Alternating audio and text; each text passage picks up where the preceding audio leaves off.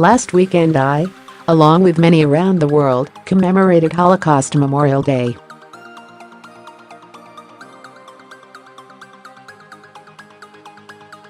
As editor of the country's leading Jewish newspaper, the Jewish Chronicle, it is a memorial of particular significance.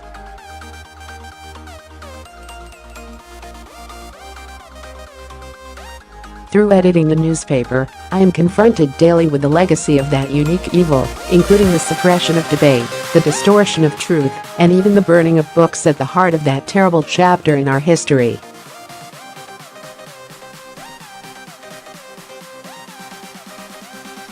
I know too that the Third Reich's totalitarian impulse, that only one type of question and one type of answer are legitimate, and all else must be extinguished, is far from unique, because repressive regimes the world over continue to ban freedom of inquiry and freedom of expression.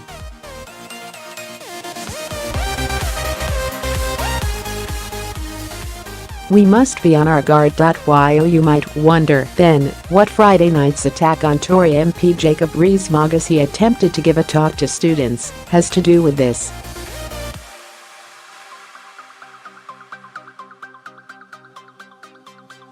Or last week's decision, now reversed in the face of near-universal outrage, by Manchester Art Gallery, to remove a pre-Raphaelite painting featuring mild nudity, Hylas And The Nymphs.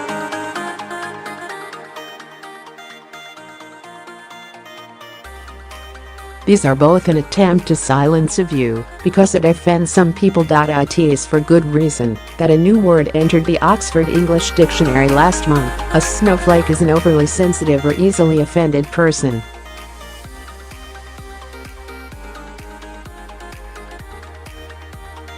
When the snowflake generation seeks to silence an MP because they disagree with him, or prompt an art gallery to remove a painting because someone might be offended by the new depiction of a woman, they believe they have right and morality on their side.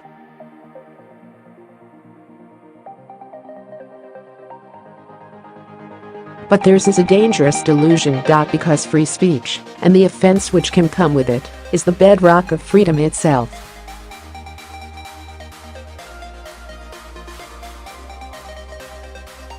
The snowflakes are becoming an avalanche.Barely. A week now passes without a fresh demand that they be protected from some form of supposedly offensive behavior in the name of morality and decency.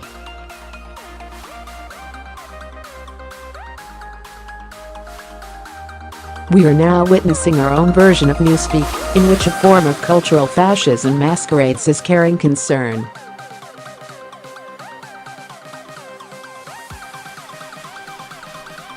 Last month, for example, Netflix started to show the 1990s sitcom Friends.You. You might think it is a harmless piece of nostalgic escapism.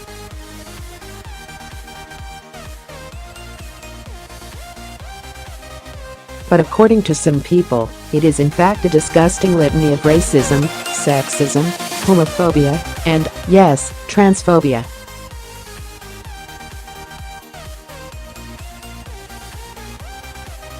Ross didn't like the idea of his son playing with dolls. Sexist.Monica was fat-shamed, sexist.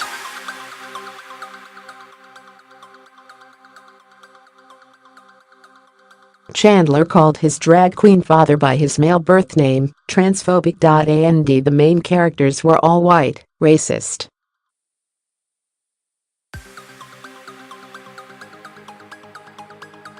Often the offense taken isn't even theirs. They are, as it were, offended vicariously.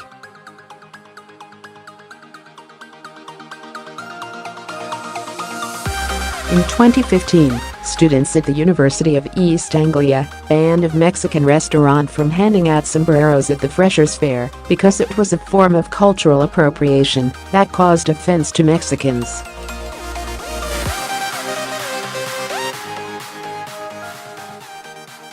Not, of course, that any Mexicans had actually been offended. The Snowflakes students were offended on their behalf.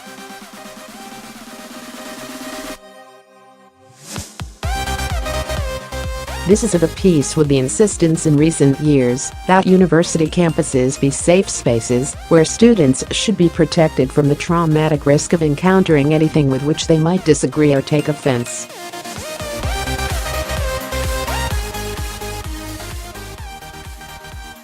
And this isn't just about student politics.It is affecting academia itself. Last year it was revealed that some Cambridge University lecturers had started issuing trigger warnings about Shakespeare plays in case students were upset by discussion of sexual violence.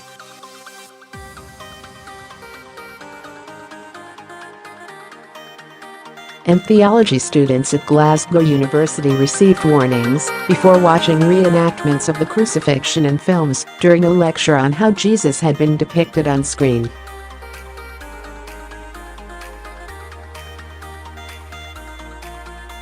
Still more ludicrously, at last year's National Union of Students Women's Conference, attendees were asked to use jazz hands instead of clapping.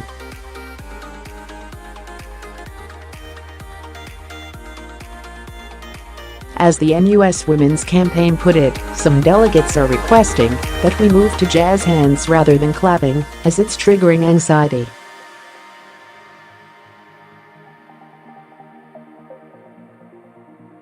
Please be mindful.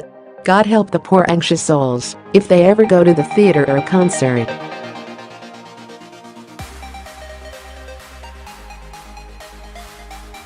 But there is a far darker side to it than mere idiocy. If we close our minds to ideas that upset us, the long-term consequences that our minds will atrophy.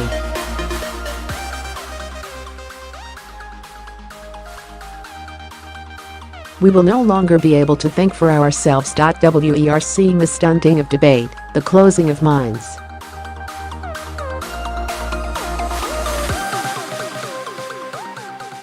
Take the furor over seminars held by Nigel Biggar, Regius Professor of Moral and Pastoral Theology at Oxford, an expert in his field, who has suggested there might have been some positives to the British Empire.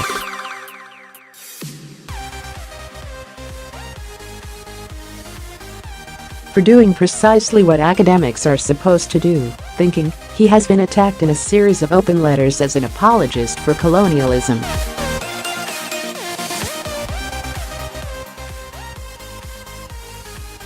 So it was right that the Vice-Chancellor of Oxford University, Professor Louise Richardson, should spell out why free speech and thought are so vital on campus.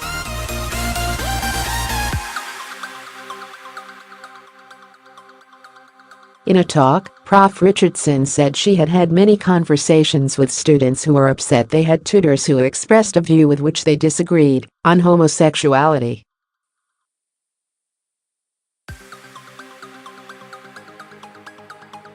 And I say, I'm sorry, but my job isn't to make you feel comfortable. Education is not about being comfortable.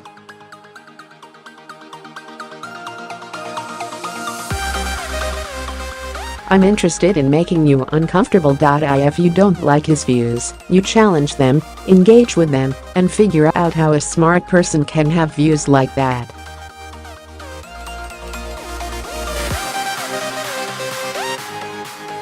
Work out how you can persuade him to change his mind. You can guess what happened next.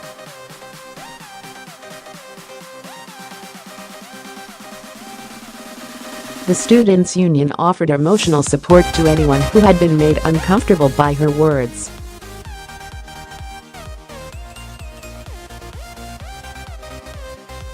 More than 2,000 students attacked her in a vitriolic open letter. And Prof. Richardson then issued a clarifying statement.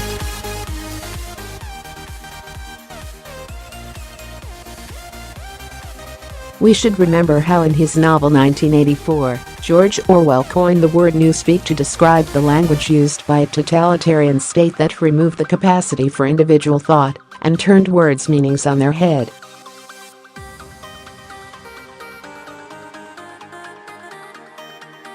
In Orwell's dystopian world, the party used slogans such as war is peace, freedom is slavery, and ignorance is strength.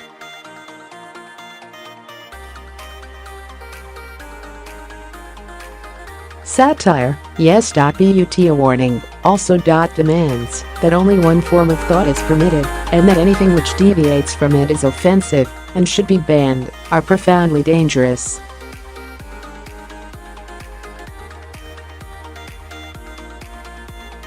They pretend to be about care and concern, but are in reality a form of intellectual totalitarianism.